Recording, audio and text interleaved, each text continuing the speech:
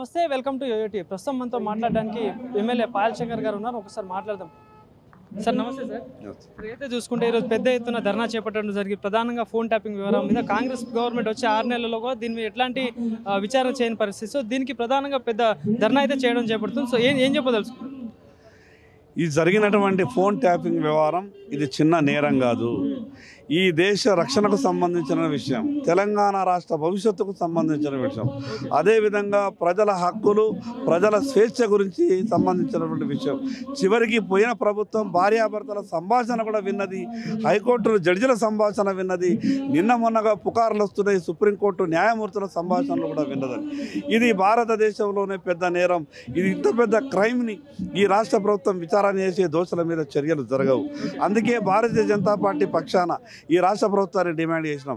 జరిగినటువంటి phone tapping వ్యవహారాన్ని వెంటనే సిబిఐకి అప్పగించి సిబిఐ విచారణ జరిగితేనే దోషులకు శిక్షలు ఖరారవుతాయి. ఈ రాష్ట్ర ముఖ్యమంత్రి గారు గతంలో కాంగ్రెస్ పార్టీ అధ్యక్షుడిగా అనేక సందర్భాల్లో మాట్లాడాడు. కాళేశ్వరం మీద సిబిఐ ఎంక్వైరీ ఎందుకు చెయ్యది, రాష్ట్ర సిబిఐ కేంద్రంలో ఉన్నటువంటి పెద్దలు నాకు సమయం ఇస్తలేరు, కాళేశ్వరంకు సంబంధించినటువంటి ఆధారాలన్నీ కూడా నా దగ్గర ఉన్నాయని చెప్పిండు. ఆ రోజు కాంగ్రెస్ పార్టీ అధ్యక్షునిగా సిబిఐ గొప్ప వ్యవస్థని మాట్లాడిండు, సిబిఐ ఎంక్వైరీ చేస్తేనే వాస్తవాలు బయటకు వస్తాయని మాట్లాడిండు. మరి ఈరోజు ముఖ్యమంత్రి అయిన తర్వాత ముఖ్యమంత్రి గారి స్వరం మారింది. ముఖ్యమంత్రిగా కూడా మీకు అవకాశం ఉన్నది. ప్రజలు ఇచ్చినటువంటి అధికారం ద్వారా వాస్తవాలు బయటకు రావాలంటే రాష్ట్ర ప్రభుత్వం ఈ విషయాల మీద సిబిఐ విచారణ చేయాల్సిందిగా డిమాండ్ చేయాల్సి, విచారణకు ఈ రాష్ట్ర ప్రభుత్వమే ఉత్తరం రాయాల్సిందిగా భారతీయ జనతా పార్టీ డిమాండ్ చేస్తుంది. ఇంకోటి చూసుకుంటే హరీష్ రావు కానీ సంతోష్ గారి ఫోన్ ట్యాపింగ్ కూడా అయినట్టు కూడా వస్తుంది వార్తలు. సో ఇట్లా చూడొచ్చు అంటారు, అంటే వాళ్ళ దగ్గర వాళ్ళు రావడానికి. గతం 10 సంవత్సరాలు జరిగినటువంటి పరిపాలన రాక్షస పరిపాలన. భార్యాభర్తల ఫోన్లు సంభాషణలు విన్నరు అనంటే ఇది వైద్య భాషలో ఒక రకమైనటువంటి జబ్బు. అది ఆ జబ్బు ఉన్న వాళ్ళు ఎంతకైనా తెగిస్తారు. తన ఇంట్లో ఉన్నటువంటి కుటుంబ సభ్యుల ఫోన్లు కూడా ట్యాప్ చేసిందని చెప్తా ఉన్నారు. అదేవిధంగా న్యాయమూర్తుల ఫోన్లు. ఆ జబ్బు అనేది మనిషి ఎంత దిగజారుస్తుంది అనంటే ఎన్ని ఆకృత్యాలైనా సరే ఆ జబ్బు మనిషితోని చేయిస్తుంది. కాబట్టి ఆ రకమైన తనామన లేకుండా అందరి ఫోన్లు ట్యాప్ చేస్తున్నారు. కాబట్టి అది సిబిఐ ఎంక్వైరీ చేస్తేనే వాస్తవాలు బయటకు. కవిత లిక్కర్ స్కామ్లో అరెస్ట్ అవ్వకుండా ఉండడం కోసం ఇదంతా చేశారనుకోవచ్చా?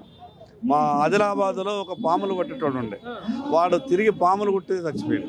కేసీఆర్ కూడా ఈ రకమైనటువంటి కట్టడి, ఈ ఫోన్ ట్యాపింగ్ ద్వారా మిగతా రాజకీయ పార్టీలను కట్టడి చేయాలనుకున్నటువంటి కేసీఆర్ చివరికి ఆ ట్యాపింగ్ ద్వారా తనే కట్టడికి గురయ్యిండు. ఏ పాములనైతే పట్టుకొని ఆడించాలని అనుకున్నాడు ఆ పాములే చివరికి ఆయనని కాటేసినాయి. కాబట్టి కేసీఆర్ స్వయంకు ఆయన చేసిన తప్పులకు తప్పకుండా శిక్షలు ఖరారైతాయి.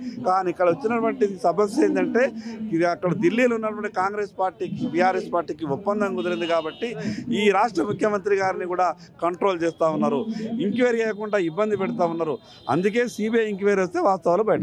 ఇంకోటి చూసుకుంటే కాంగ్రెస్ పార్టీ ప్రజాపాలన అందిస్తున్నాం, ప్రజల్ని రైతులను ఆదుకుంటున్నాం అని చెప్పేసి అంటున్నారు. కానీ మొన్న ఏదైతే ఆదిలాబాద్లో జరిగిన రైతుల మీద విత్తనాల విషయంలో లాఠీచార్జ్ చేయడం జరిగింది. సో ఇదంతా ఎట్లా చూడొచ్చు అంటారు? మేము మొదటి నుంచి కూడా చెప్పినాం, వ్యవసాయ పనులు మొదలవుతున్నటువంటి సమయంలో వ్యవసాయ శాఖ ఒక ప్రణాళిక సిద్ధం చేయాలా, ఈ రాష్ట్రంలో విత్తనాల అవసరం ఎంత ఉంది, డిమాండ్ విత్తనాలు ఏవి, కంపెనీలు ఏ విత్తనాలు సరఫరా చేయబోతా ఉన్నాయి, కంపెనీలు కృత్రిమ కొరత ఏ విత్తనాలను సృష్టిస్తున్నాయి, ఈ విషయాల మీద, అదేవిధంగా రైతులకు సంబంధించినటువంటి బ్యాంకు నుంచి రుణాలు అందుతున్నాయి, ఇవన్నీ కూడా చర్చ జరగాలని చెప్పినాం. కానీ రాష్ట్ర ప్రభుత్వం ఆ విషయాల మీద దృష్టి పెట్టలేదు. దాని పర్యావరణమే ఈరోజు కుటుంబ సభ్యులు లైన్లో నిలబడితే కానీ విత్తనాలు దొరికేటటువంటి పరిస్థితి. రైతు చేతిలో చిల్లి గవ్వలేదు. వ్యవసాయ పనులు మొదలవుతున్నాయి.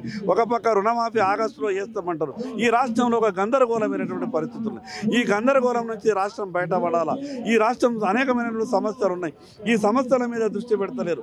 కానీ ఈ పేపర్ల లీకులు ఇచ్చేసి ఈ టెలిఫోన్ ట్యాపింగ్ విషయం కావచ్చు, మిగతా విషయాల మీద కేవలం లీకులు ఇచ్చి పరిపాలన కొనసాగించాలనుకుంటున్నది. కాబట్టి వెంటనే ఈ ప్రభుత్వం ఉన్నటువంటి ఈ సమస్యల మీద దృష్టి కేంద్రీకరించి ఈ రాష్ట్రంలో ఉన్నటువంటి సమస్యలు పరిష్కారం చేయాలి. చివరికి ఒకటే ప్రశ్న, ఎందుకంటే రాష్ట్రంలో ఎన్ని సమస్యలు ఉన్నా కూడా, ఏదైతే వడ్ల కొనుగోలు కానీ, విద్యార్థుల విషయంలో కానీ ఎన్ని సమస్యలు ఉన్నా కూడా ప్రధానంగా ఇప్పుడు ఏదైతే రాష్ట్ర చిహ్నం విషయంలో కానీ, అటు సాంగ్ మార్పిడి విషయంలో కానీ ఇదంతా చూస్తుంటే ఎట్లా చూడొచ్చు అంటారు? ఇప్పుడు అంత అవసరమా అంటే ఏం చెప్తారు దీనికి?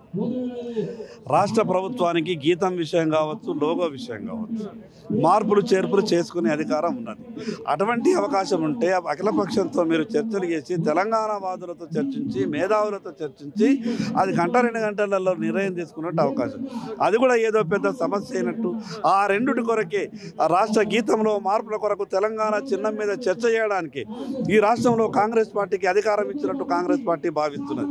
కాంగ్రెస్ పార్టీకి ఆ 2 విషయాల మీదనే అవకాశం ఇవ్వలేదు ఈ రాష్ట్ర ప్రజలు. కాంగ్రెస్ పార్టీకి తెలంగాణ రాష్ట్రంలో అనేకమైనటువంటి సమస్యలు ఉన్నాయి. మీరు అమలు చేస్తానన్నట్టు ఇస్తానన్నటువంటి 6 గ్యారంటీలు అమలు చేస్తారేమో అన్న ఆశతోని ఈ రాష్ట్ర ప్రజలు మీకు అవకాశం ఇచ్చారు.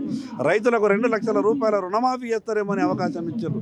కానీ కాంగ్రెస్ పార్టీ ఇచ్చినటువంటి గ్యారంటీలను మర్చిపోయి, ఇచ్చినటువంటి హామీలను మర్చిపోయి ఈ విషయాల మీదనే చర్చ చేస్తున్నది. విషయాలను పక్కదారి పట్టించాలా, సమస్యలను పక్కదారి పట్టించాలనే కాంగ్రెస్ పార్టీ ఆ రకమైనట్టు ఆలోచన. ఇంకోటి చివరిగా అయితే జూన్ 2న తెలంగాణ ఆవిర్భావ దినోత్సవం జరుగుతుంది. కానీ గతంలో సోనియా గాంధీ కానీ రేవంత్ రెడ్డి తెలంగాణ బలిదేవత అని చెప్పిండు. కానీ ఇప్పుడు అదే సోనియా గాంధీని ఇన్వైట్ చేయడం జరుగుతుంది. సో ఎట్లా చూడొచ్చు అంటారు ఇదంతా? కాంగ్రెస్ పార్టీ ముఖ్యమంత్రిగా రేవంత్ రెడ్డి గారు అయిన తర్వాత సోనియా గాంధీ గారి గురించి తప్పితే ఆ రోజు బలిదేవతన్నా ఇంకేదన్నా ఈరోజు సోనియా గాంధీ గారి పూజ చేయకుంటే రాష్ట్ర ముఖ్యమంత్రి గారి పదవి కష్టం. బాధాకరమైన విషయం. మీ నాయకురాల్ని మీరు గౌరవించుకోండి, మేమేం దాన్ని తప్పు పట్టం. కానీ ఈరోజు భారతీయ జనతా పార్టీ సుష్మా స్వరాజ్ గారు చేసినటువంటి పోరాటాన్ని కూడా ఈ కాంగ్రెస్ ప్రభుత్వం ఒక్కసారి గుర్తు చేయాలి. జరిగేటటువంటి ఆ వేడుకలలో సోనియా గాంధీ గురించి మీరు ఎంత గొప్పగా మాట్లాడే ప్రయత్నం చేస్తూ ఉన్నారో మీరు అదేవిధంగా స్వర్గీయ సుష్మా స్వరాజ్ గారి గురించి మాట్లాడే ప్రయత్నం చేయాలి. కానీ ఈ విషయాల్ని ఎప్పటికప్పుడు ప్రజలు గమనిస్తున్నారు. ఇప్పటికైనా రాష్ట్ర ముఖ్యమంత్రి గారు ఆ రోజు తెలంగాణ రాష్ట్రం రావడానికి ప్రధాన కారణమైనటువంటి పార్టీ భారతీయ జనతా పార్టీ. ఈ రాష్ట్రంలో ఎంపీలు లేకున్నా కానీ ఆ రోజు తెలంగాణ రావడానికి పార్లమెంట్లో సంపూర్ణ మద్దతు ఇచ్చి తెలంగాణ రావడానికి కారణమైనటువంటి బీజేపీ ఈరోజు భారతీయ జనతా పార్టీ పెద్దలను కూడా ఆ యొక్క సమావేశాలకు, ఆ యొక్క వేడుకలకు ఆహ్వానించే ప్రయత్నం చేయాలా. ప్రత్యేకంగా సుష్మా స్వరాజ్ గారి గురించి కూడా ఈ ప్రభుత్వం ధన్యవాదాలు తెలియజేయాలి. సో ఇది పాయల్ శంకర్ గారు చెప్తుంది. తెలంగాణ రాష్ట్రంలో అనేక సమస్యలు ఉన్నాయి. రైతుల విషయంలో చూసుకున్నా కూడా, అటు విద్యార్థుల విషయంలో కూడా చూసుకున్నా కూడా అనేక సమస్యలు ఉన్నాయి. ఫోన్ ట్యాపింగ్ వ్యవహారం కూడా ఉంది. ఇదంతా పక్కన పెట్టి అధికార చిహ్నం చేంజ్ చేయాల్సిన అవసరం ఏంది? ఇదంతా అవసరమా? ఫస్ట్ ప్రజల సమస్యల మీద పోరాడండి అంటూ పాయల్ శంకర్ గారు అంటున్న మాటలు ఇవి. Vote studio.